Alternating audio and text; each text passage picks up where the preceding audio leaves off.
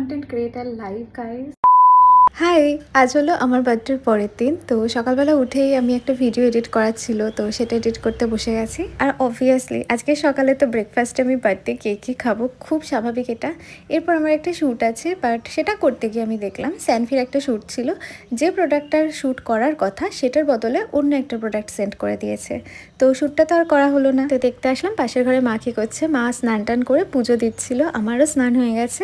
এরপর আমরা সবাই মিলে বসছি লাঞ্চ করতে। আর সকালবেলা যে ভিডিওটা এডিট করছিলাম ওটা হয়ে গেছে করা, তো এবার পোস্ট করতে বসাচ্ছি। সকালবেলা তো শ্যুটটা হলো না, ভুল প্রোডাক্ট এসে গেছিলো বলে। তো আমি ভাবলাম তাহলে এবার স্নান টান করে খেয়ে দিয়ে একটু ঘুমাবো। বিকেলবেলা আবার একটু বেরোনোর কথা আছে, তো ভাবলাম বিকেলবেলা না সন্ধ্যাবেলা খেয়ে দিয়ে উঠে ঘুমাবো। তো খেতে খেতে একটা কল আসলো অ্যান্ড একটা ব্র্যান্ডের কন্টেন্ট শ্যুট করতে হবে, অ্যান্ড সেটা আমাকে আজকে 6টার মধ্যেই প্রোভাইড করতে হবে। কলটা এসেছে তখন অলরেডি 3টে বাজে।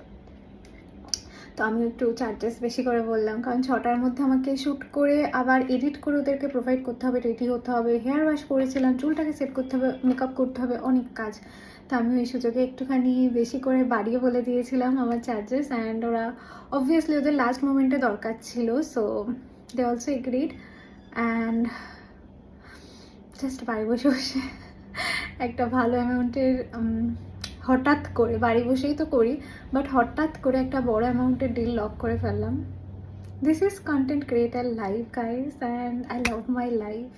আজকে আমি পরছি এই ব্ল্যাক ড্রেসটা, এটাও আমি নতুনই কিনেছি গতকাল, মানে আমার বার্থডের দিন। শুভর একটা কাজে আটকে পড়েছিল, তার জন্য সন্ধেবেলা আমরা দেখা করতে পারিনি, একটু রাত করে দেখা করব ঠিক করেছিলাম, কিন্তু তারপর ঝমঝম করে বৃষ্টি স্টার্ট হয়, আর সেই বৃষ্টি গিয়ে বন্ধ হয় 10টার সময়।